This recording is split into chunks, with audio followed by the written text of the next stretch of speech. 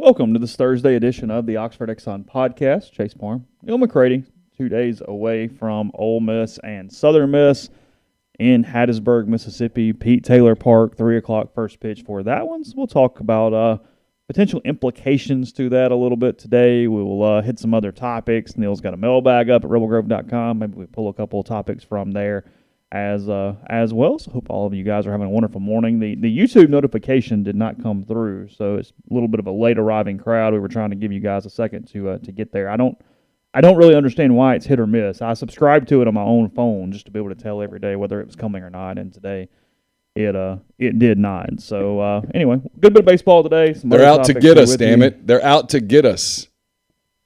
Censorship off of YouTube. Yeah.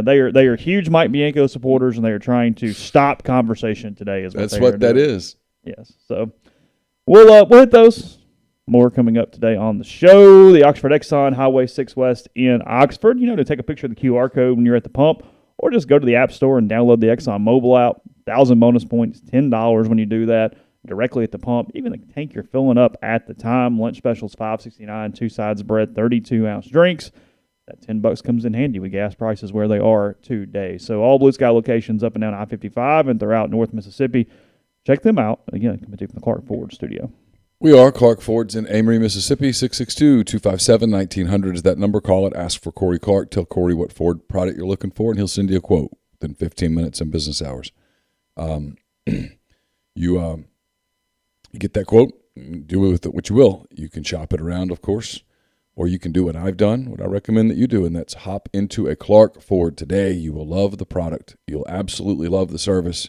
Corey and the people at Clark Ford go above and beyond. They want to be your car guy. They want to be your truck guy. They'll prove to you what that means when you make the call. 662-257-1900. Guest join on the Rafters Music and Food Hotline.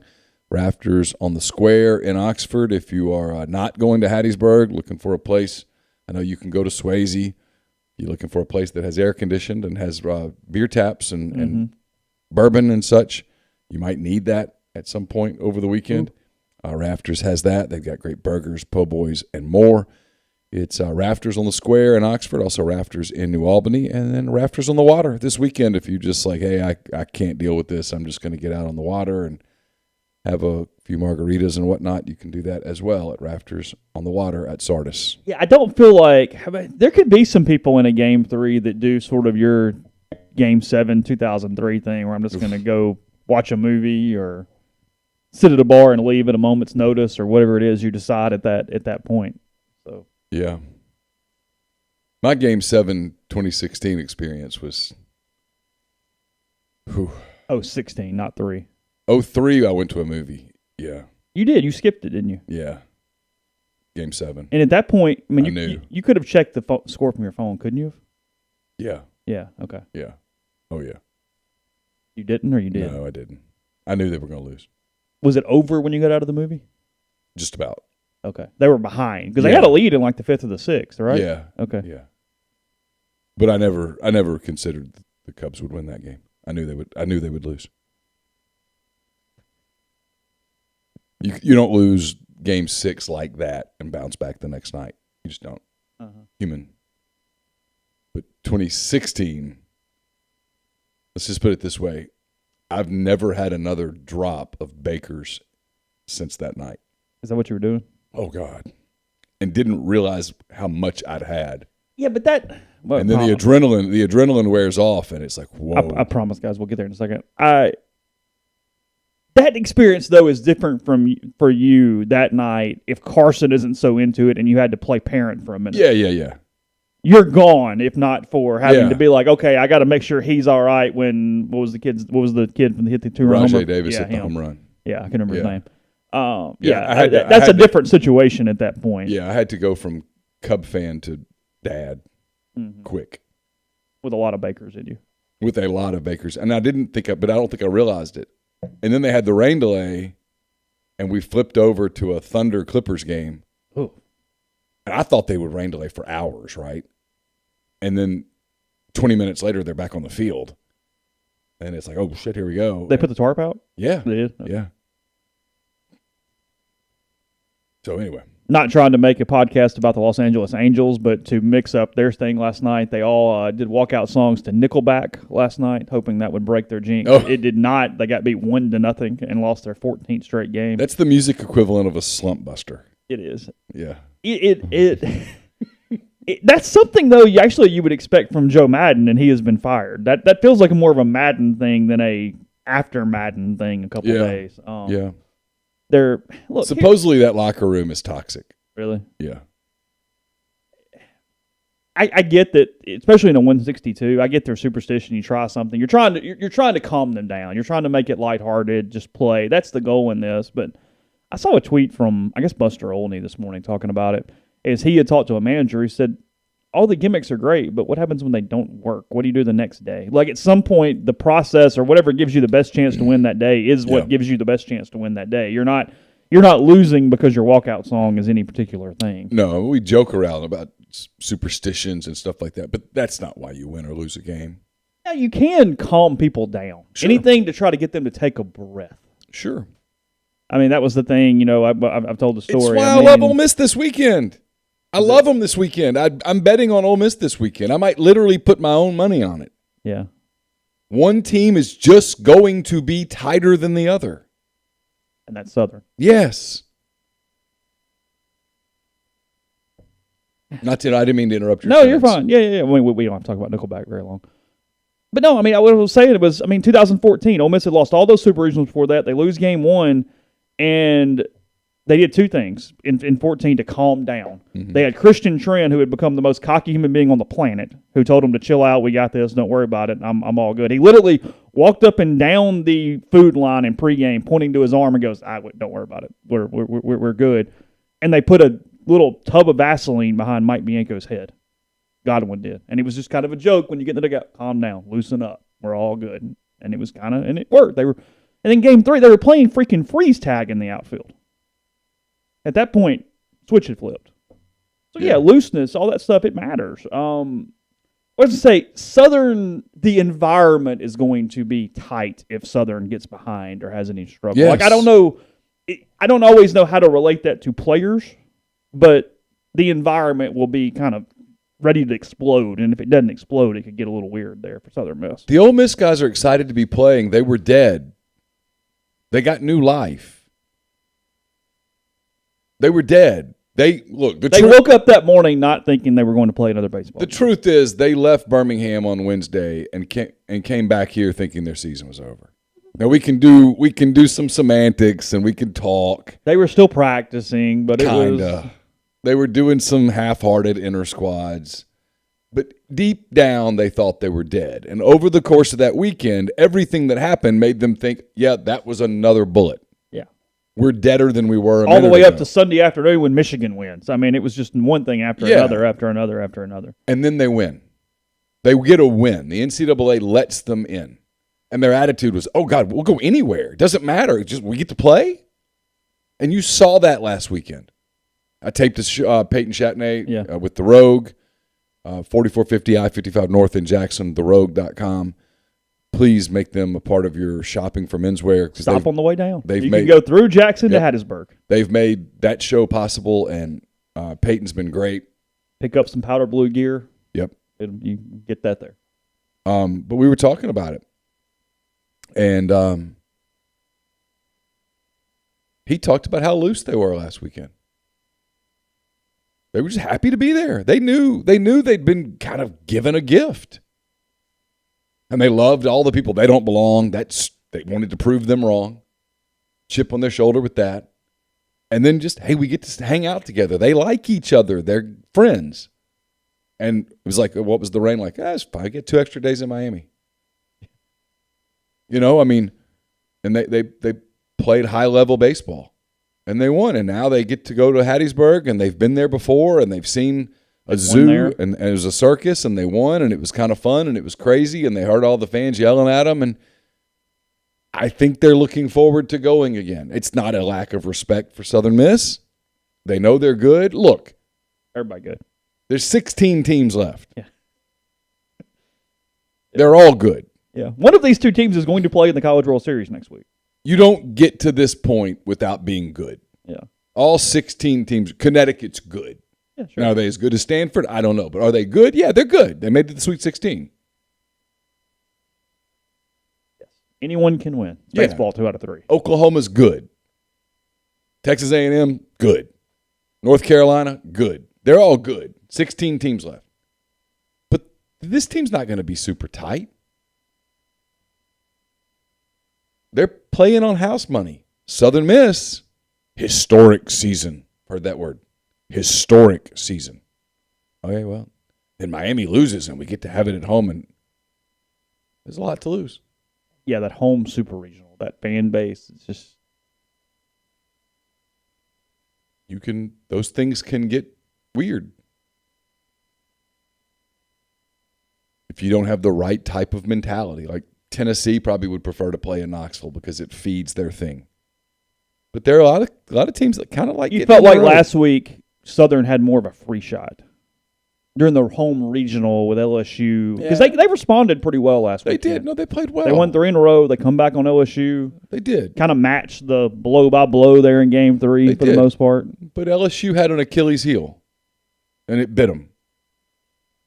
LSU just had a lack of pitching this year. They did. Just didn't have enough. LSU lost a lot of those games this year. Slugfest that just they couldn't ever get the outs. Mm-hmm. I mean, Hilliard wasn't some ace. No. And he wasn't particularly effective the other day. And so they had to get – they're just darts at the wall. I think Ole Miss's bullpen is a little better positioned right now than LSU's was last week. And look, that was LSU playing a 4th game. Had Ole Miss had to play a 4th game, it might have started looking kind of squirrely. Oh, it would have. You know, they didn't. They handled it the right way. So I just think a lot of the intangibles point toward Ole Miss this weekend. I don't think this team's played. Come on, let's not do the environment thing. This team's played series at LSU. Arkansas. This team has played series at Arkansas, Miami. Miami. Yeah, I mean they've played in the past 2 years. They've played at Mississippi State. They've played in environments that are loud. Stop. A&M. Yeah, it's the SEC. They've played when they went to Arkansas this year, it was you couldn't get a ticket. Well, it wasn't a disrespect thing. Like I think because we're so again, I've said this 7,000 times. So if you're a listener every day, most of you are. I get to repeat this, but it bothers me so badly when the media asks somebody a question and they give an honest answer, and the media goes, "Oh, he said that." It's like, what do you want him to do? Go, yeah, I mean, really, it just, we just want to try hard and show up. I mean, Hunter Elliott, over and over and over again, goes, we've played in the SEC.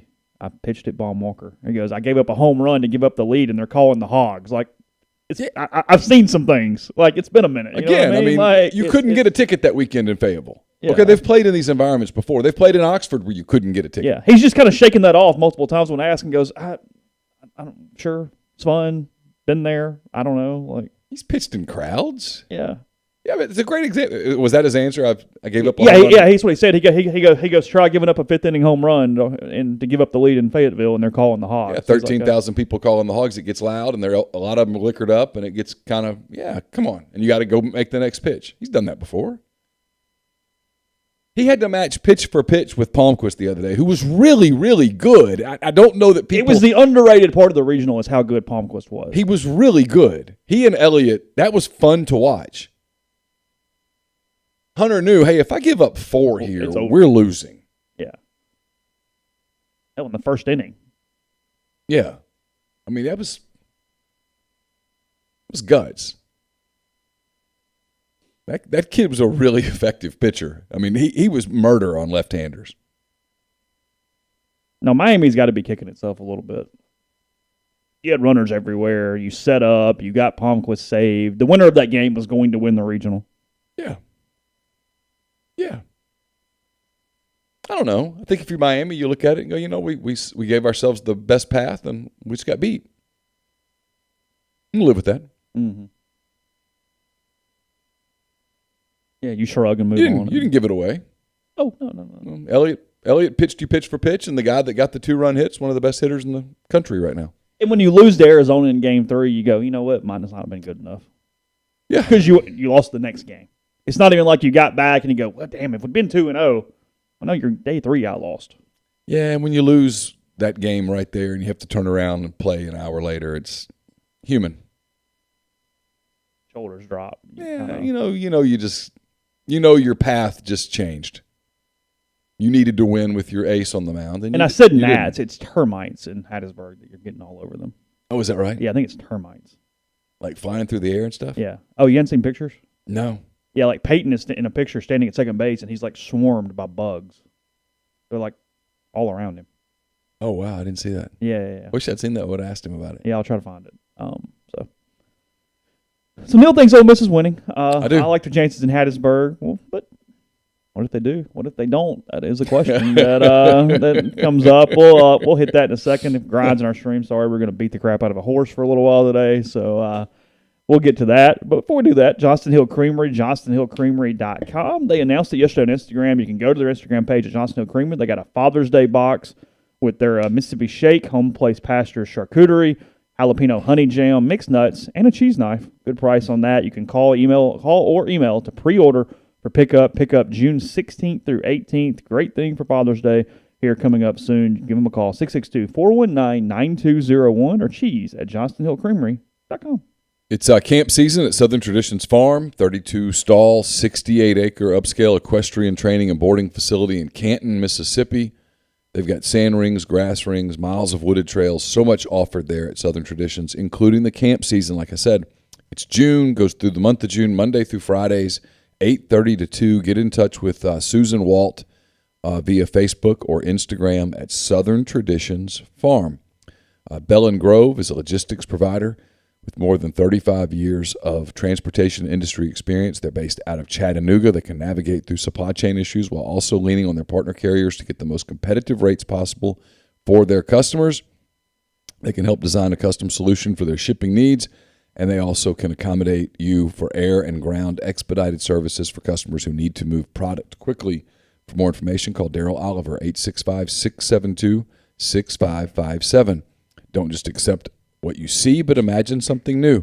Step forward and chase after a better version of yourself. Every day, Corinth Dental is helping people reinvent themselves one smile at a time. Dr. Bubba McQueen, Dr. Jenny Beth Hendrick are devoted to restoring and enhancing the natural beauty of your smile using conservative, state-of-the-art procedures, including Invisalign. These clear aligners are the virtually invisible way to improve your smile. Call Corinth Dental today for a no-cost digital scan of your teeth. Let them show you the way to a straighter, healthier smile. 12 months, no interest, no down payment financing available at corinthdental.com.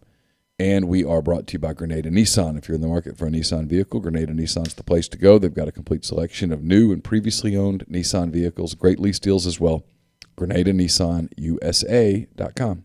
Podcast also brought to you by G&M Pharmacy, 662-236-2222. They deliver locally here in the Oxford area, and they offer MedSync for your prescriptions the same day each month and take care of you. One delivery, one carryout, and you have everything you need at one time when you need it from G&M or with Tyson Drugs there in Holly Springs. Remember, with their med packs, they'll individually package your medication for those who need that extra step. They're trying to help parents maybe with their medication, morning pouch, evening pouch, everything you need in one spot when you need it. Again, that's 662-236-2222. Saw it here. Just run over these quickly. Some of the teams, the College World Series odds, Spencer put them into the stream. Tennessee plus 150. You're only getting 1.5 to 1. I'll pass on that just because that's not enough to take a bet. Stanford at 700, Virginia Tech plus 800. I love Oregon State at plus 900. If I just had to throw one, that's what I would throw it at. There, Texas 1,200 is not a bad bet. I don't hate that one at all. North Carolina 15, Arkansas 15, Ole Miss plus 16, A&M plus 1,600, Auburn plus 1,800, and Southern Miss plus 2,000. I don't hate Ole Miss at 1,600. No, look, if you're going to do the 1,600, I mean, A&M and Ole Miss, you go, what the hell? Sure. I mean. Yeah, be honest, I don't hate I want a team from this side of the bracket. Yeah, that's what I was going to say. I don't Oregon hate State, Ole Miss. I don't hate the North Carolina Arkansas winner at plus 15. No. I don't hate that at all. No. Not even a little bit. Because once you get to Omaha, if you win, you get some time. And if you win twice, you get real time. And look, I know what I saw with some of these teams that got fresh out of Hoover. Yeah, the ticket prices are insane this weekend. I mean, God bless all of y'all because it is. Yeah. $300 and $400 to get in. General admission. Yeah. Feels stout. That feels inflated. It feels inflated. Yeah, that's the hotels were certainly inflated. Checked that pretty quickly once they got there, and that was a mess. So, look, this could be a moot point. The decision may have already been made, but Mike has nothing to worry about at this point. There's a lot of people that believe that. Certainly possible. I don't know. Keith has not exactly told me the answer to that. Fan perception, though. And I think it's notable to try to figure out what that is, what that looks like. The people on both sides of the fence, who's come over to the other side or at least accepting, given what happened last weekend. There's been some movement there. I've talked to some people who've said, yeah, I really wanted him going, but I get it. It's hard, all that kind of stuff. Sure. To what this series means and what should it mean and what it's actually saying one way or the other. I think it's pretty fascinating because there's one thing we know for 100% sure. If he wins 2 out of 3 games this weekend, Mike Bianco is going to get an extension and a raise. He's going to be rolled back over to 4 years, and he's probably going to get a bump in salary. Yep. I've been told multiple times he really doesn't have very many escalators in his contract, but Omaha is definitely one, and that would give him some semblance of a raise, even if there's not a renegotiation into next season. As it should. Well, yeah. Yeah. You don't get to remove the Omaha escalator out of the contract. So no. We know that for sure. That's 100%. We're 100% sure of that. A loss in 2 or 3 games will make me want to go sell insurance because it is the perfect storm. Yeah, I'm just going to tell you something right now. I'm going to get ahead of something. On rebelgrove.com. Yeah. Uh-huh. Go ahead. If it just goes to hell on Monday. Saturday, Sunday, or Monday. Would that be a black Monday? That would be a black Monday. It would be a probably even blacker Tuesday. And I can only moderate so much before I just sort of lose my mind and go, okay. After Tennessee Tech, we gave them 24 hours. Have 24 said, do whatever you want for 24 hours, and we'll see you on Wednesday or whatever day it was. And the person that sends me the report thing that goes profanity, it's like, yeah. Yes. What did you expect? When you opened the site today, what was it precisely that you expected? So anyway, go ahead. No, you're fine. Because look, I'm going to be quick here. Most of you guys are aware of this. I've had multiple people tell me, talk to people around Ole Miss, and if you give the really pro Mike Bianco guy 30 minutes, you'll get done and go, wow, the consistency, and I want to build him a statue.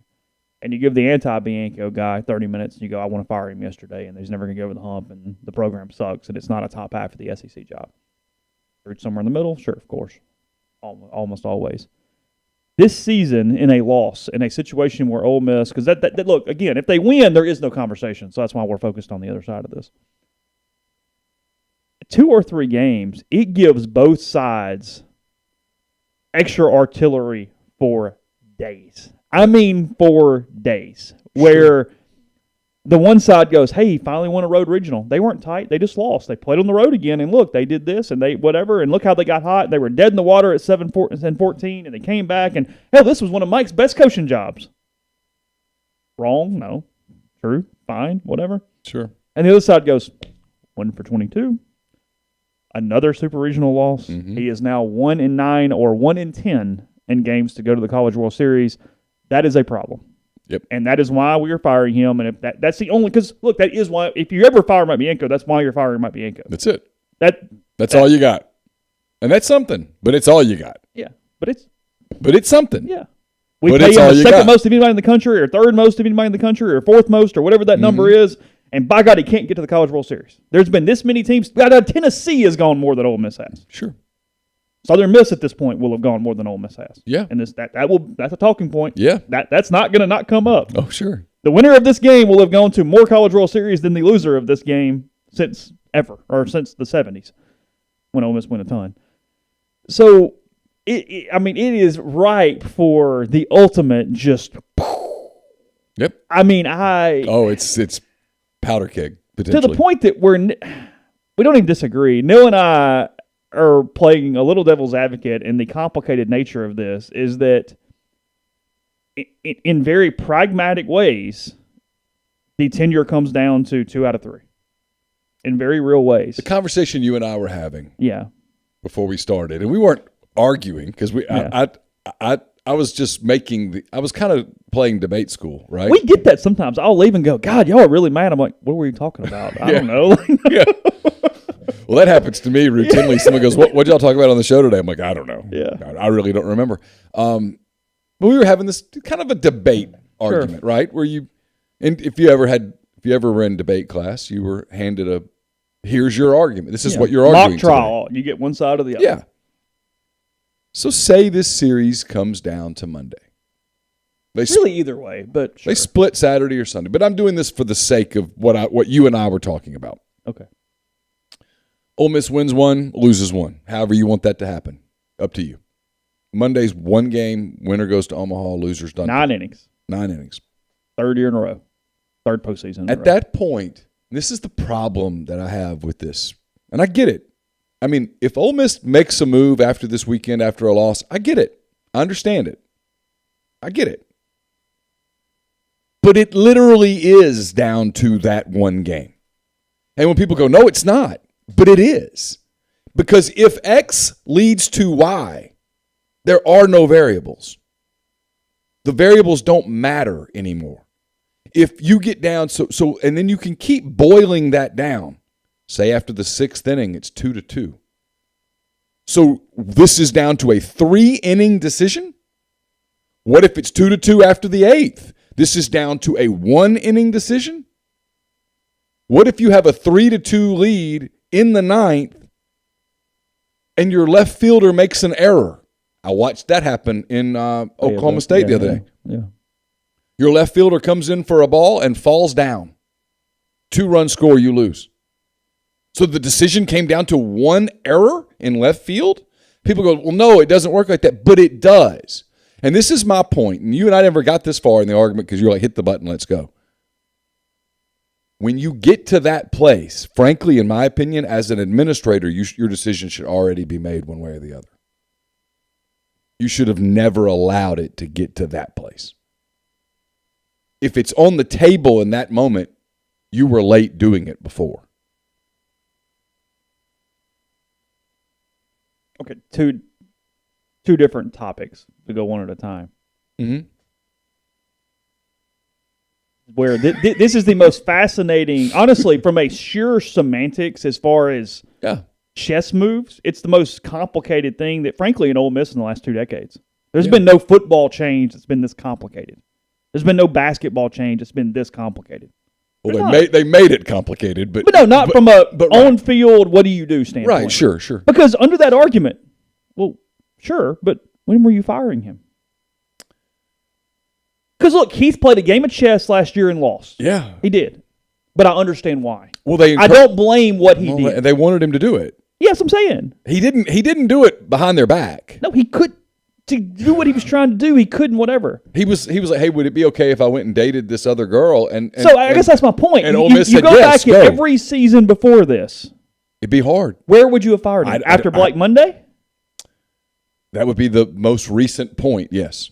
Because you're not firing him after the Fayetteville Super Regional. No, of there course was not. No reason. We were a national seed. You get beat by Tennessee Tech. And it was an Arkansas team that the ball was in the air, and if the kid catches it, they're the national champs. They were very good. You cannot argue that Arkansas was a bad baseball team that year. You can easily make the argument that Arkansas was better than Ole Miss that year. Yeah, sure, they were the better team. Sure. 2020 was a COVID year. You can't fire him last year because you lost Game 3 of a Super Regional against Arizona, who's a very good baseball team. They were a very good baseball team last year. They were a national seed.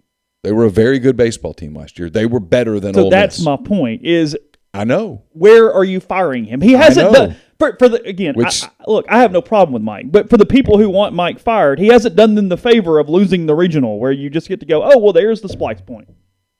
He didn't do that. Nope. Doesn't make it easy. No. They don't have bad seasons. So while I understand what you're saying, we're playing devil's advocate here because it'd be a really shitty podcast to go, yeah, you're right. All right, moving on. Joe Madden last night, ladies and gentlemen. And I understand what you're saying. It's not, though. It's 22 seasons of a failed. Because here's the point. And no, look, there was a post on our board that made sense. I agree with this. All right. It's not one game.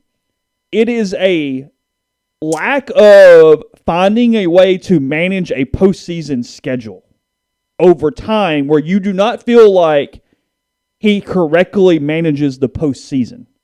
Because when you have a record in the postseason that is far under what your regular season record is against comparable teams, sure, that means something is different in those instances unless you're just the most unlucky human being on the planet. Is it possible that there is a degree of unluckiness? It also, here's the other part of this. They haven't hosted a Super Regional since 2014. Right. They're constantly playing better teams. Right.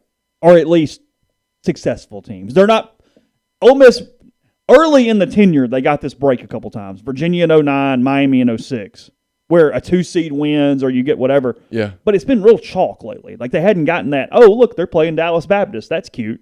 Right. That's not happening. That's not UConn coming out and doing that. Like that. Yeah. That's not going on. So his failures are managing a super regional or a postseason. Mm-hmm. And then 2, not winning that extra or 2 extra regular season games that puts them in a better situation in the postseason. Now it comes back to now that you get into the it's real complicated is it because Ole Miss the job is hard. It's harder to go 20-10 at Ole Miss than some other places. I'm not saying the S word, but just in general, that's true. Yeah. So you're back there again. But when you look at it, I'm going to get into what he should have won in a second. But Mike Bianco in his career is, I don't know, 60 games over 500 in SEC play, something like that. I could look it up, but let's just for the hell of it say 60 games over 500. It's a strong number. Yeah, that's probably too high, but whatever. In this scenario where they won game 1 and lost game 2, it would be 6, 7, 8, 1, 1 and 8. It would be 1 and 10 in games to go to Omaha. Okay. 1 in 10 is not the smallest sample size. No, it's not. That's a very reputable, real number. Mm-hmm. I know. And you go, no, they just can't get through the postseason. We're good enough because it's back to the other argument. While I understand it's hard to finish first or second in the SEC, and those games should be at home, they're not losing to those teams in the postseason very often, or at least over the time. They've been eliminated by Utah, Tulane, Cal State Bakersfield, William and Mary twice. TCU team that was fine but not great in 2012. Western Kentucky. We're not going back 20 years because that's irrelevant on this year's team. Yeah. But Southern Miss. Ole Miss, if they wanted them, could have gotten a ton of kids off Southern Miss's roster. Mm-hmm. They didn't. You're not blaming anybody. It's what it is. So, 54%. He's 342 and 287, so I was pretty damn close. 18, yeah. So 42 plus 13, yeah. Okay. 55 games over 500 in SEC play. It's pretty good. I know. And I agree. Because at some point, again, another point here. Okay. This is an 8-hour thing if you're going to run a conference table. We're pulling up charts and graphs and all kind of stuff. Sure. If you aren't saying it's a postseason issue, if you're saying nope, it's just the way it is, well, then it's either the most horrendous luck in the history of mankind, because coin flips in baseball say you should win almost half the time in this situation. Sure. Or 2, we have a program problem. Mm-hmm. And if that's the case, then why are you paying somebody the third highest paid salary in the country? Well, I think... Now, their answer would be because we make money. And because no matter what we do on the field, we're selling season tickets, and it is financially responsible to spend that level of money. I'm more willing to go there than I am managing the postseason thing. I'm more willing to go, this is about, at the end of the day, so many of the super regionals they lost was because they ran out of pitching. So it's about evaluation and development and building a deep enough staff to get through a postseason. I think that I'd be more willing to go there than I would the postseason thing part of it. Because I get why it's hard to go 20-10 here. I mean, it's hard to go 20-10 anywhere, but it's harder here than it is at some of the other programs in the league. It just is. Sure. They can accumulate more talent than you can accumulate. Sure. But no, your change is, if you're saying it's not one game, it's because there is a repeated thing that you're seeing over and over and over again, and we do not believe that that is just coincidence. Yeah. That is why. That's why some of the coaches that have been mentioned, some of their positives is that they maximize good seasons. Now, are they going to be less consistent than Mike? Probably, because it's hard to hell, it'll be more consistent. Yeah, consistency is the hallmark of his program. They don't fall off. But can you maximize the seasons where you are in position? Yeah. And now the pitcher thing's also been replicated because they probably lost 2 super regionals because of injuries. Gunnar Hoagland got hurt. Probably wins if he stays healthy. Scott Biddle, they would have won had he stayed healthy. And I guess the counterbalance to that would be people go, other teams get injuries too. Sure. Yeah, I mean, Arkansas's played this entire season without their ace. Yeah. I mean, Peyton Pillette's not playing. They're a different team if Peyton Pillette's the guy on Friday night. Frankly, half the damn SEC's doing it. Yeah. Everybody hurt. Mississippi State raises its hand. Yeah. Hey, we like to participate. Had Florida not gotten 2 dudes hurt, they probably are playing this weekend versus not playing this weekend. Yeah. LSU had injuries. Oh, yeah. If Barry doesn't get hurt, they probably are in a host. And they're not in Southern Miss. Yeah, there's all that sort of stuff. So what he should have won or shouldn't won, I don't know. Let's go through it. We'll do that in a second. First about Community Mortgage, Oxford, Memphis, Soto County, and Chattanooga. All underwriting and processing is done in Memphis, so you can local underwriting and understand your market. A leader in condo financing, the float down option, and more. You can find Jason at 662-234-2704 or JLOWE at communitymtg.com. Brought to you by Service Specialist Staffing and Recruiting Agency. They've been connecting great job opportunities to candidates since 1967. If you're on the job hunt, whether you're seeking an entry-level position or you're a seasoned professional, they have opportunities across the board. It's free for the candidate. All conversations are kept confidential, so you have nothing to lose by giving them a call. If your company's looking to hire quality, hard-to-find talent, Service Specialists can help you as well. Get in touch with Will, Sydney, or Kelsey at 662-832-5138 or check out their new and improved website, servicespecialistltd.com. I got a mailbag up late yesterday. Is after 7 o'clock. Bad performance on my part, but it's there. I did say at some point Wednesday, and 7 p.m. Wednesday is at some point Wednesday. It's brought to you by Whitney McNutt of Tommy Morgan Incorporated Realtors, serving you for all of your real estate needs in Oxford and Tupelo. She sells condos, land, commercial, and residential family homes. You can reach her at 662-567-2573 or 662-842-3844. Also brought to you by Opa, Oxford's newest restaurant on the historic square. Gyros, wraps, kebabs, redfish, lamb chops, handcrafted cocktails, frozen libations, an amazing candlelit patio, and more at 306 South Lamar, just south of the Square Courthouse in Oxford. And we're brought to you by John Edwards, Regency Travel Incorporated in Memphis. If you're thinking about a summer vacation, already thinking ahead to the holidays perhaps, get in touch with John. He knows how to create a special trip that makes a lifetime of unique memories. You don't have to live in or near Memphis to take advantage of the services. Just give him a call, give him an email, give him some parameters and a budget. He will give you options you won't find on your own. 901-494-3387 or send him an email at jedwards@regencytravel.net. Martin Palomo and I will be taping a Mind on My Money a little later today. That's brought to you by Pinnacle.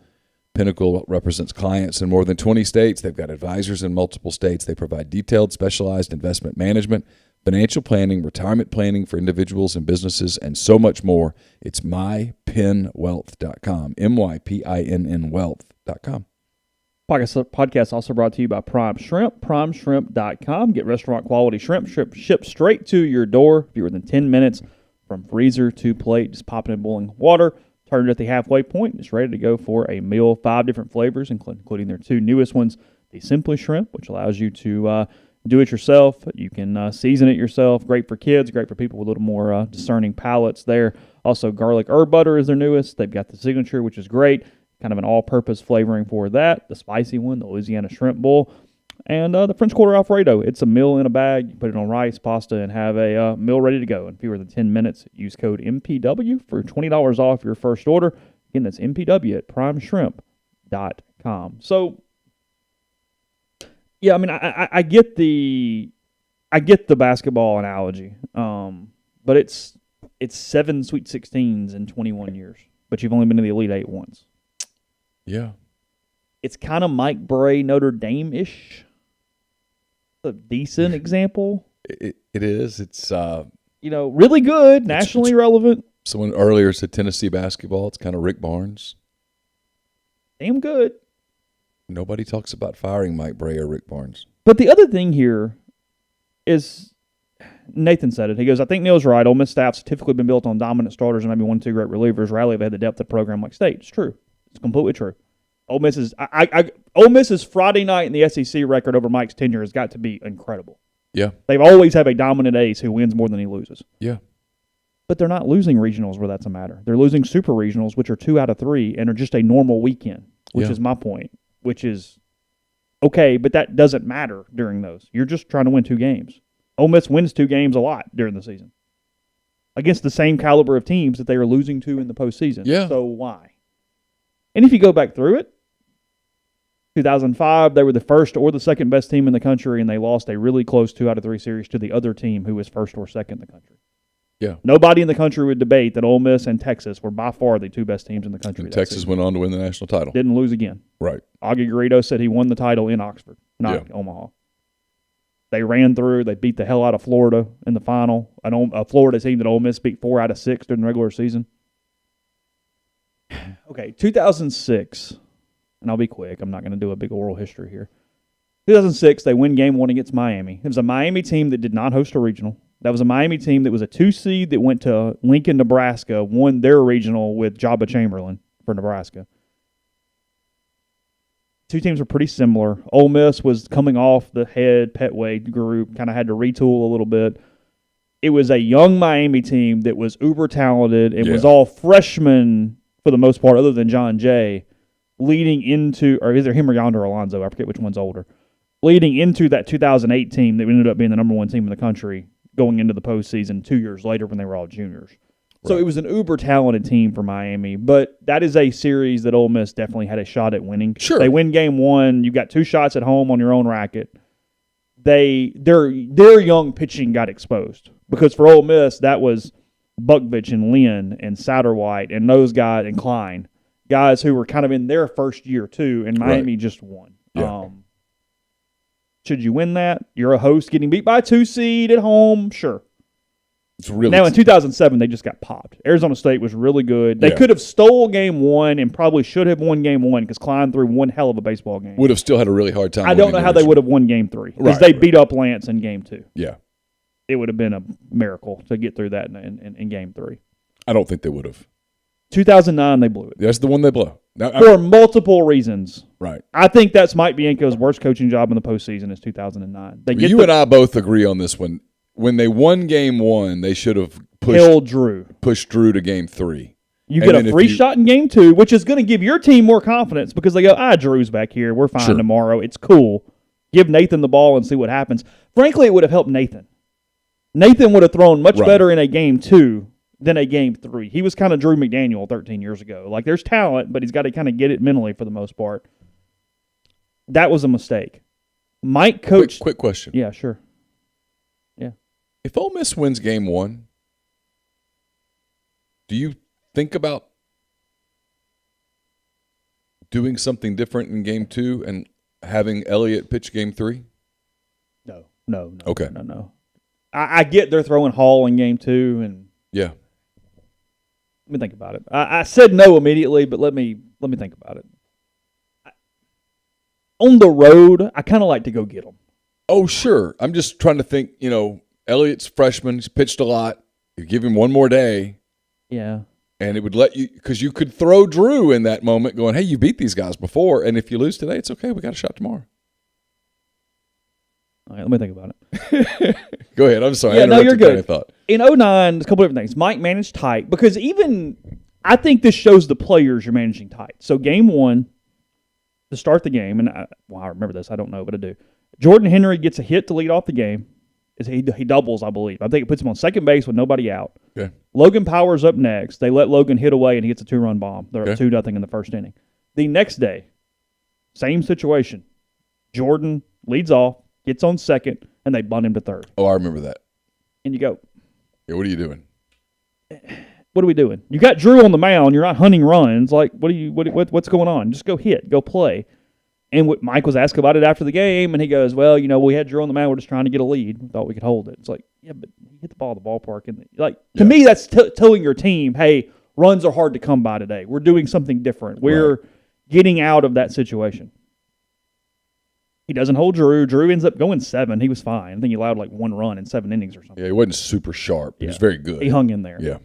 And then in the 8th, after the button error, he didn't go talk to go forth. You've got a freshman who's kind of freaking out. The stadium went freak out mode immediately. Yeah. I mean, it's a feeling I'll never forget the rest of my life, how that stadium the air went. Yeah. It's because it was a party. They're ahead, 5 outs away. I mean, they were 5 outs. It was 1 out in the 8th inning. I did that I guess it was on Sunday. I had a couple people in the Ole Miss fans, and I said, we got 1 out in the 8th. And I went, nothing's ever bad happened with 5 to go, right? You're good? All good the rest of the way? And I'm like, God damn, getting cussed out. So he didn't go talk to David. It blows up. He gives up a couple runs. What's also forgotten about that game is they actually loaded the bases with 1 out in their next half inning and just didn't score, and that was it. And then they were zombies in Game 3. Yeah. Those are the only 2. Again, put yourself in better situations. You're at home. I mean, frankly, I've had people tell me that the bracket got changed last minute last year and they got put into a much worse draw after the bracket was already released. Why or how? It's a conspiracy. Y'all go have at it. But I have been told that by people who would know that they moved some teams around. Because Oklahoma State, I think, was supposed to have been in Fayetteville or played them instead of NC State. There was like several teams that got pushed. Dave Van Horn would probably like a do-over on that. He would like that, whatever. Yeah. No, those are the 2. Those are the 2. It's those 2. I mean, Arkansas, they were not the best team, and without Gunner, they were not the better team against Arizona. No. So it's something that happened 13 years ago, and Black Monday against Tennessee Tech. And that's a big one. It's a big one. I'm not minimizing because you blew the opportunity Sure. to host as the better team against Texas in 18. Sure. But since that moment, they've been very consistent to this point. 3 straight super regionals. Again, only one other program in the league can say that. No, I don't think BWO was right. He goes, I don't think this team will be zombies. No, they won't be in Game 3. They won't. That team was dealing with so much scar tissue back then. Yeah. That was a different. No, this team's going to be fine. If they lose this weekend, it's going to be because Southern Miss beats them. Yeah. I'm just going to tell you that right now. It's not going to be a crowd. No, not even a little bit.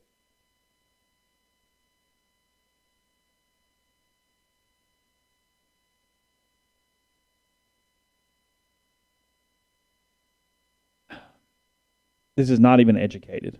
It was educated when other things happened, but it's not educated anymore after they won last weekend. I don't think he's firing him if they lose.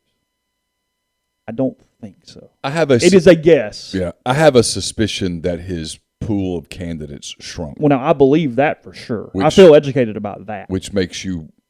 It's not the same hiring environment that it would have been. Makes you hesitate. Possible there's not a single firing in the league this year in baseball. Very possible all 14 come back. Quite possible. Because Kentucky, I don't think is firing Mingione. Doesn't look like it. They can't afford it, or they don't want to. They don't want to spend the money on that. And Bohannon saved it. Yeah. It sounds like. Yeah, I don't know why you would fire him. He did fine. They played hard to the end. You're not trying. Alabama's not trying to win the national title in baseball. They're not. No. They're not. No, it's a different expectation. They want to be competitive, and they were. And had he had his starting pitcher all year, they'd be a different team. They would have picked up 2 or 3 wins, and they'd have gotten in the tournament and whatever.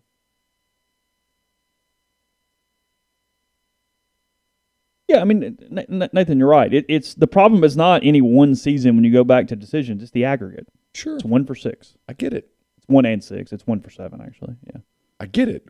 But it doesn't change what I'm saying is if it comes down to one game, you're making a one-game decision, which is not the way you would prefer And now, look, it to happens make that in sports decision. all the time. It does. Football programs that make the playoffs keep the coach. Sure. Well, it's because he won a Week 17 game. Sure. Well, he lost the Week 17 game, so he's out. I mean, I prefaced my entire argument with, I get it. NCAA basketball coaches have been fired after losing in the first round of the tournament, whereas if they won, they probably saved their gig. For sure. Because most of these situations come down to one game somewhere. Yeah. You know, had you just done that, It's just you're the probably optics okay. of it coming down to one game on Monday. Yeah, And we're 3 and 4, and there would be no way to even gripe. I mean, you go, okay. Because in 18, and I guess 4, but I'm not going back to 04 is something that matters. I'm just not. Whatever. No, it's no. It has zero relevance on today. The kids that are playing on. The kids that are playing in this weekend, Some were not born. Some were not born. Some were in diapers, and the older ones were toddlers. Yeah, it doesn't have an impact on None today. of them are even in kindergarten. Grady Henchman is not the reason that anything happens this weekend. No. Wherever Grady is now.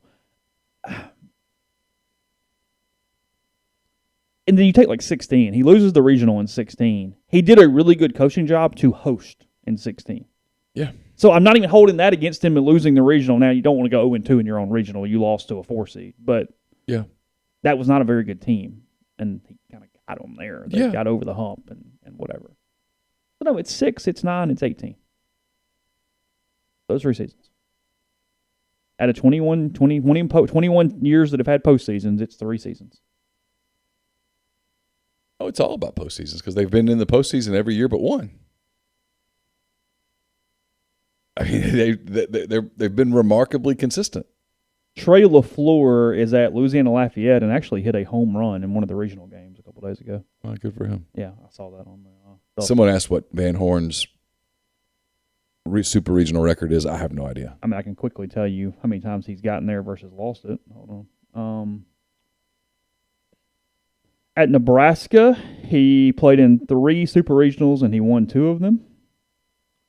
And at Arkansas, he has played in 1, 2, 3, 4, 5, 6, 7, 8.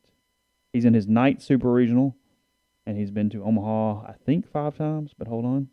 1, 2, 3, 4, 5, 6. So he's actually 6-2 in super regionals, but he hasn't played the 9th one yet. So he's 6-2 with the 9th being played. Isn't that crazy? Are you doing the one play thing? They catch a pop fly in foul territory in 19. They win a national championship, and his legacy looks so different than it does today. Oh, he goes down as a legend. I mean, he's been there, got him over the hump. You'd have a ring, and you're consistently in Omaha. You took 2 different teams to the College World Series. Hadn't been happening a lot. Yeah. We're talking about Augie, and I mean, only a couple teams done that. He will look back, I think, on that play. I've told you this like 10 times. I don't think I'd ever be able to sleep at night because it changed everything. Yeah. And then last year, what a weird way for them. That was a really good baseball team. That was a very balanced, talented baseball team. And they just I think they ran into the hottest team in the country. NC State got royally screwed last year in Omaha. I mean, royally screwed. They would have played Vandy, right? Yeah. Yeah. With Vandy having to win. Yeah, and NC State, all the COVID dudes, and come on.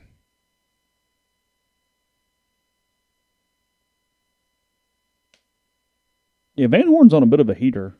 Omaha in 18, Omaha in 19. Super Regional is the number 1 team in the country in 21, and then back. I think they're winning this weekend, too. Do you? I do. There's a steadiness about them that is. I think they are kind of playing with some house money too because they got whacked in Hoover a couple of times and all the stuff with the announcer talking about Michael Turner, the catcher there, and all that stuff, and then they go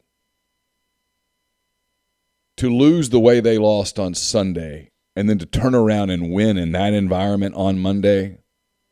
Because it was bouncing. Yeah, that probably, just the mental part of it, they probably are pretty confident right now. Yeah, Stillwater was rocking. And people that want the game to grow, and you look in environments like that in regionals and stuff, it's you're getting your wish. Mm-hmm. That place was crazy, and they give me balls in the air in left field. That's the second out of the ninth inning, and you don't make that catch because the kid falls down, and then you lose the game. Yeah, you go to bed that night. It'd have been easy to go. This just didn't our This deal. wasn't meant to be. We're going to walk into this hot box tomorrow, and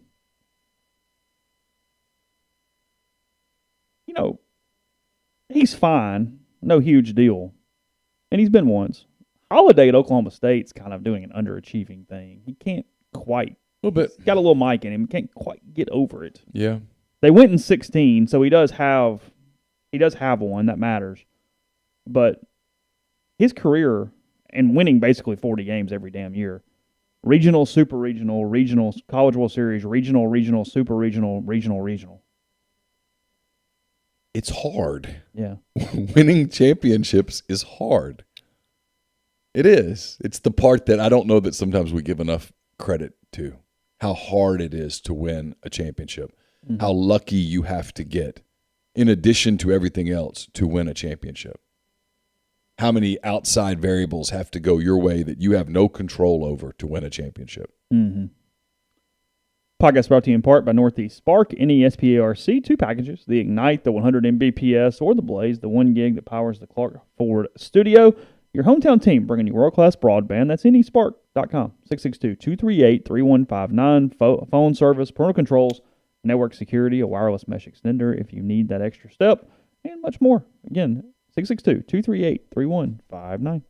If Ole Miss wins this weekend, highly recommend that you're ready to go to collegecornerstore.com to get your Omaha gear. They'll have it up pretty much right away. If Ole Miss wins, we'll have whether it's Sunday or Monday, as soon as the game's over, I'll start a hand raise, guys, right away. I'll be with you until Chase gets done with his work and gets back to someplace where he has Wi-Fi, and then he'll join in. We'll take calls. We'll talk about it. That'll be brought to you, if it happens, by the College Corner. It's your one-stop Rebel Shop, 2 locations in the Jackson area. In Ridgeland, it's next to Fleet Feet. In Flowood, it's next to Half Shell. Like I said, collegecornerstore.com, plus you can find them on Facebook and Instagram. We'll have a hand raise, guys, up later today, this evening. Who is it? You're talking to Carl Lafferty? I am, yes. Carl Lafferty will join. Trey Wallace of Outkick will join. We'll talk SEC football, SEC baseball, some other things. That's brought to you by Comer Heating and Air, Southern Air Conditioning and Heating, different names, same great products and services. If you live in Oxford, Tupelo, or the surrounding area, call Comer, 662-801-1777. If you live in Hernando, Memphis, or the surrounding area, call Southern, 662-429-4429. We're brought to you by Lammons Fine Jewelry in Oxford, 1126 North Lamar Boulevard. They've been serving the Oxford area for about 75 years. Engagement rings, wedding rings, fine jewelry, watches, pearls, fashion jewelry, whatever. They've got it. It's the gold standard in fine jewelry. LammonsFineJewelry.com, or call them at 662-234-2777. ACS, Automation and Control Systems, LLC, is owned by my friend Clay McNutt in Baldwin, Mississippi. It is a complete electrical control system solution provider and a Rockwell Automation Recognized System Integrator. If you're in need of custom HMI and SCADA solutions or large horsepower VFD specialist, ACS has you covered. They can service and install Rockwell Automation, Allen Bradley, Siemens, ABB, Square D, and many other manufacturers. ACS, LLC, MS.com, or 662-601-4381. Game Changer patches are the only 2-patch system available in the market to stop hangovers before they start. You got the warm-up patch, used before while you drink. The overtime patch, used after you've been drinking to recover while you sleep. It's GameChangerPatch.com, promo code RebelGrove20 at checkout for 20% off your purchase. And we're brought to you by Dead Soxy. Father's Day almost upon us. When is Father's Day? Is it next Sunday? Right? Yes. I don't keep up with. It's always no. In 2 weeks, I thought it was always the middle Sunday in Omaha, but maybe I'm wrong. Yeah, maybe that's right. I don't know. You would be the one that would associate Dead Soxy with. I'm sorry. Father's Day with June 19th. June 19th. So you got a couple. So yes, it's next Sunday. That is correct. Next Sunday. Yeah. So yeah, it's almost upon us. Dead Soxy has the perfect gift for any budget. Whether as a gift or buying for yourself, Dead Soxy is excited to help you celebrate with style. Go to deadsoxy.com. Take advantage of the site-wide 35% off sale. Stock up on a gift. Your feet will thank you for time and again. It's deadsoxy.com. Promo code Rebel Grove for 35% off your entire order. And we're brought to you by Holcomb Portable Buildings, 7991 Highway 7 South in Holcomb. At Holcomb Portable Buildings, they custom build your building to your specifications. However you want your carport, ATV or storage shed, barn, hunting cabin, or other buildings, Holcomb Portable Buildings can accommodate you. You pick the color, the style, the windows, and the doors, and Holcomb Portable Buildings will make it happen. In-house financing is available. There's free delivery and setup within 75 miles of Holcomb. For more information, call 662-226-2233 or go to holcombbuildings.com. You can also find them on Facebook or Instagram at Holcomb Portable Buildings. Looking through here, I thought it was interesting you ranking your 5 favorite episodes of The Office. You went with the sentimental for the first couple. Yeah, I did. I get it. You've been around that long with it. That's the one. That's the strings one. Yeah, there were a few that were just make you feel good. Because if you watch that show week by week, the characters kind of became your friends. You were invested. Sure. You were invested in the characters. And probably more than most shows. They did a really good job of that over 9 years. Because there's lots of shows you really like, but you don't necessarily care. I mean, you always pick your favorites and care what happened to them, but I don't think anybody's turning on Breaking Bad and going, oh my God, I want Walt to come over for a beer. I mean, that's not really the... No, I mean... It's more of a comedy thing. I mean, your How I Met Your Mother's and Friends and Cheers and different things along those lines. But there's some really good episodes of The Office. I mean, there really are. The way they developed Dwight's character was absolute genius. That was a very complex character. Did it keep the same director and creator the whole way through, or did you have multiple people who kind of were able to do that under the same? That's a great question. tone? I don't know.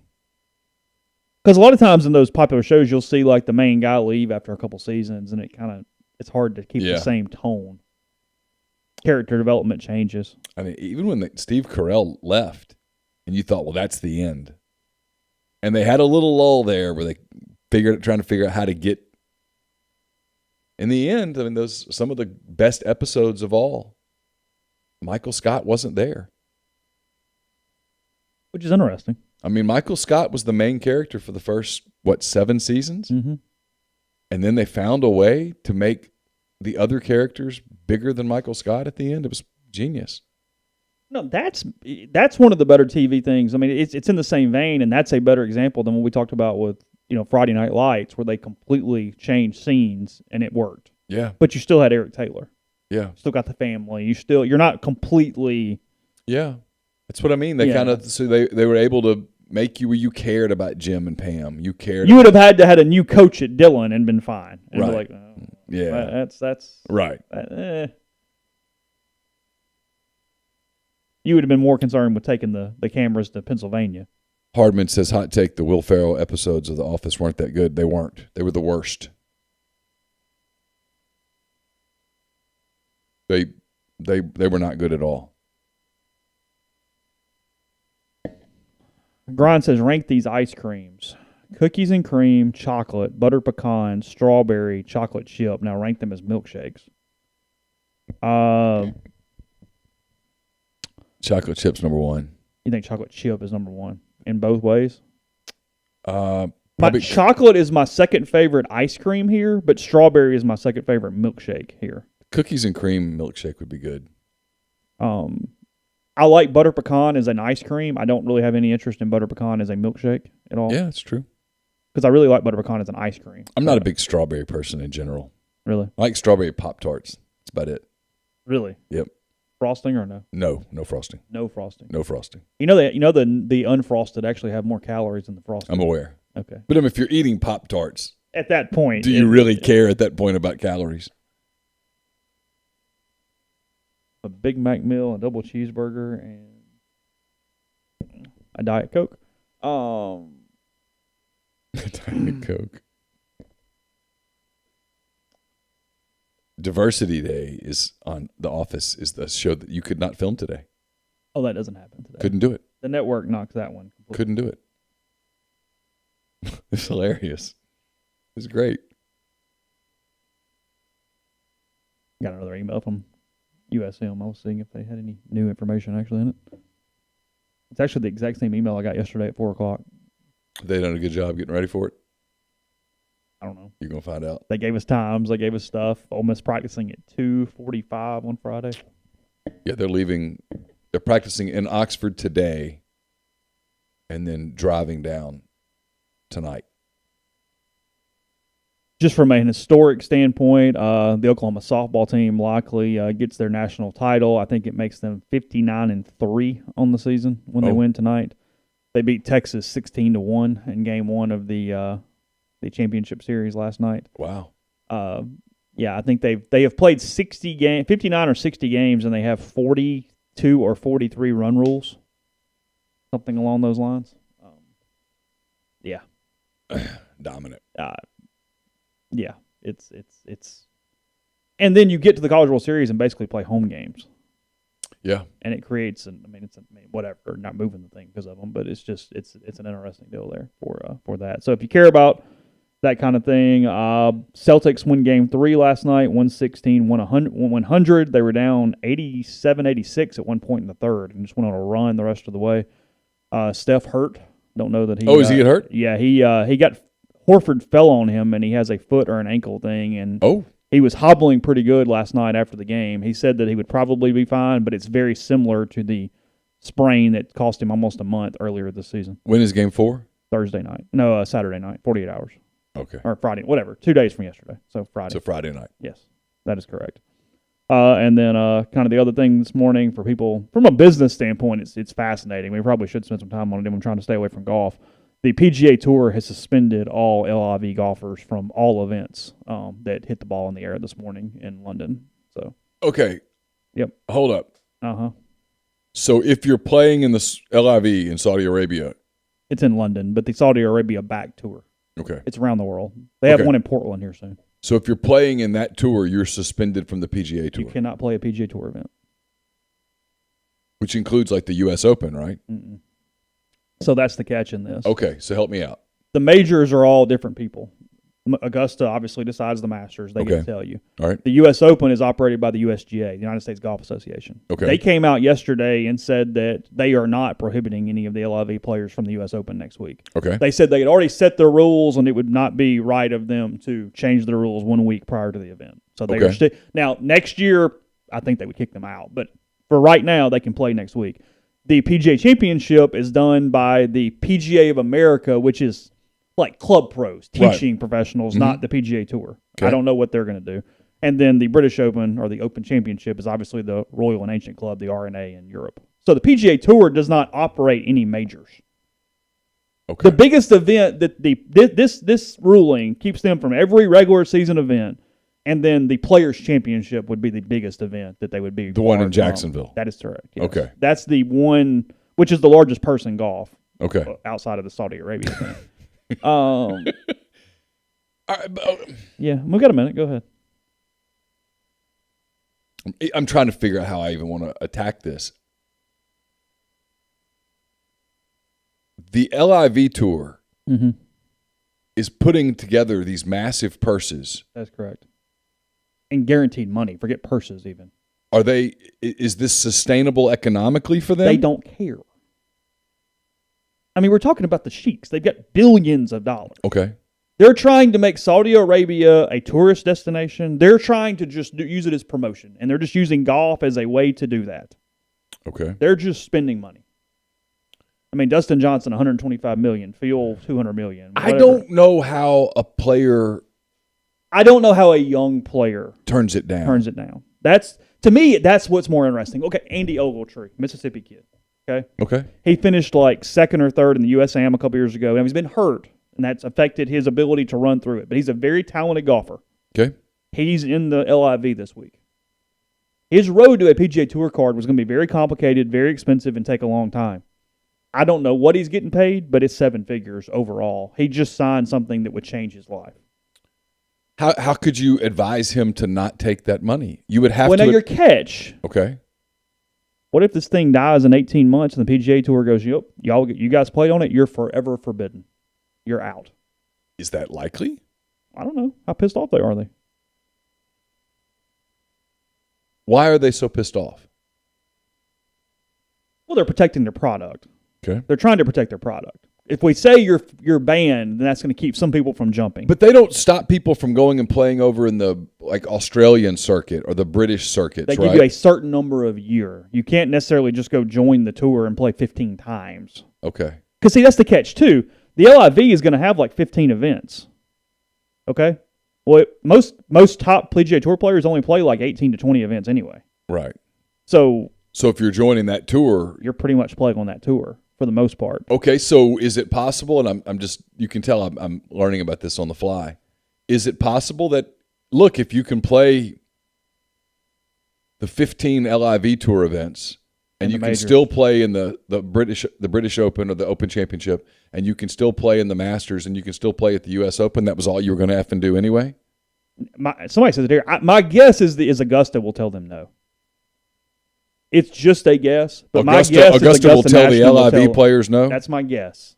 Well, that would be a game changer. That's my guess. I could be wrong. But Augusta typically, and correct me if I'm wrong, you know far more about this than I do. Augusta typically doesn't really care about anything but Augusta, and you'd rather have those players play, right? Yeah, maybe. I mean, who knows? knows? I mean, I'm not in my wheelhouse here, so typically, yeah. I mean, they don't really care about other people's rules very much. Just because somebody else does it's not really their reasoning for That's anything. been my observation. Sure. The money is just so much more. I mean, it's just so much more. If nothing else, it's going to cause the PGA Tour to have to change ways to let guys get their card faster and get up faster. They've got to find a way to get these top young players onto their tour. Because they have to see why some of these young guys are like, I have to take this money. These are young guys with young families. Because, see, those are the more interesting ones to me. Because the other guys who have jumped ship, now look, apparently Bryson's going to play the Portland event. That's a big name. Mm-hmm. Now, he's weird, but it's a big name. Patrick Reed is going to play the Portland event. That's shocking no one, but big name. But today, the people in London, DJ's the only one that has a real relevance on tour.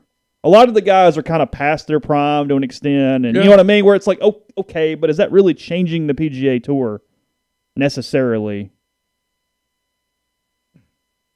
But if they start going after the good young players, which is what I would do if I were the LIV Tour, I'd throw money at the good young players. And they have. They're trying. Yeah.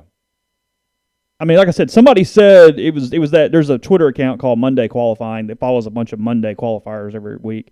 They said some amateur told him that they got $6 million up front and $250,000 per event, and that was just an amateur or a rookie. So that's a guy in his 20s, right? Oh yeah, for sure. He's if he's married, he's freshly married. Mm-hmm.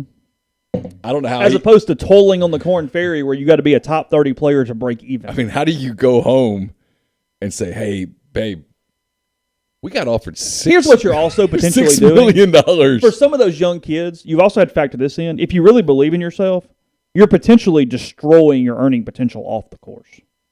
I took monies from a place their human rights are horrific. Yeah. And don't even apologize. Right. We're just going to pay you and we're still going to behead people. Right. I mean, you're associating in ways that your sponsorships could go. Yeah. So that, by God, they better pay you. Yeah. That's the catch. Yeah. So I completely get why. Yeah, it's Andy Ogletree's the Mississippi playing. I get why Rory goes no, and Justin Thomas goes, my bread's buttered. But for every good. Justin Thomas, there's sure, right. I mean, Justin Thomas is set. Yeah, whatever. Look, the biggest hits are if Augusta says no. And somebody in here said that Augusta had already told one of the former champions that he did not think they would be allowed to play. Wow. It's that, and that by all those guys giving up their PGA Tour memberships, they're not eligible. And again, does this matter? In golf, it will to some people. They would not be eligible for any President's Cups or Ryder Cups. Because you have to be a PGA Tour member to play in the Ryder Cup or the President's Cup. And that would be significant. That's significant. That's a legacy significance that matters. Sure. If this blows up in 2 years, you get a lot of money, but there's a lot of egg on face too. I did this and I did. And Yeah. it's pretty scummy. Yeah. But, I mean, Justin Thomas had a really good answer yesterday. He goes, look, I don't dislike DJ now. He did what he wanted to do. Cool. We can all. He goes, in today's environment, nobody can just go, hey, I kind of disagree with that, but I still like you as a human. He goes, we don't really hear that much anymore. He's No, like, we don't. He's like, that's kind of where I'm at. Like, I'm not doing it, but whatever. You know, it's all good. But I get why someone would go, I can't turn this money down right now. No, I get it. Yeah. I get the I calculus. 100% get it. Look, I'm fascinated by it. Because it still could go to court because the PGA Tour still operates these people as independent contractors. The point of golf forever has been, we can just play wherever you want to play for the most part. And everybody gets along to some extent. Now, I don't know this because I'm not as educated on this side of it. Somebody said that if you're playing all the LIV, you're also obligated to play a couple Asian Tour events. I wouldn't want to have to deal with that. No. But it started this morning. It's a team competition. It's a shotgun start. I mean, this thing is it has no TV partner. It's like being streamed. Yeah. But they're trying to get rolling. Well, yeah. Yeah. Yeah. I mean, it's all about the money. No, look, to the credit of Dustin Johnson, he's the one that's kind of said that. Yeah. Of, hey, look, it is what it is. It's a lot of freaking money. Yeah. A lot of the others are going, well, it's like, stop. Like, you're not choosing it because it's the better situation anywhere other than your pocketbook. No, it's it. Like, Kevin Na came out and was like, I hope you guys continue to support me. It was just such a difficult decision. It's like, oh, shut up. You needed the money. You took the money. Yeah. Whatever. Okay. But people get to respond to that, however. I mean, it's one of the criticisms of the NBA with the NBA's close association with China, and the NBA gets so defensive when anyone talks about it. It's a problem. And the NBA makes a ton of money in China, and they love the money. I'm wondering a little bit if those guys that join the LIV, I'm wondering if they're going to get hit too by the club manufacturers losing their money from those deals because they're not on TV the same way. Could be. And they're not as likable. So are you really buying Dustin Johnson's driver as much today as you were 2 weeks ago? I don't know. I mean, who knows? Or a lot of meetings happening. Ooh. Yeah, if I'm TaylorMade, I go, damn, you want to pay Rory a little more money instead? Thought. Apparently they offered Tiger like hundreds of millions of dollars. And he said no. But he has no interest. He has no interest. He's legacy hunting at this point. Yeah, and he's got all the money in the world. Yeah, it's not changing his life. Yeah, Tiger can call a potential endorser and say, "Hey, I'd like to endorse your product." And they say, "We'll send the plane right out, Mr. Woods." Yeah, he doesn't hear no. What would you like for lunch, Mr. Woods? Yeah, we'll ship it in. Yeah. So, no, it's about the money. I mean, it started today. Yeah, they're playing right now, and just outside of London, they had like what are the things called with the big bushy black the military? Oh, the Royal Guard. Yeah, the Royal Guard thing. Yeah. So, yeah, we'll follow it. It's really interesting from a business standpoint. It really is. It's kind of fascinating. So, anyway. There's that. We'll have hand-raised guys to you later on. Again, Trey Wallace, Carl Lafferty on that, and then Ole Miss and Southern Miss. Saturday, 3 o'clock, first pitch from Pete Taylor Park in Hattiesburg. A lot of fans, termites, all kind of stuff going on there at the park this weekend. So I hope all of you have a wonderful day and be safe traveling down to the Pine Belt if you are doing that. And we'll talk to you again soon.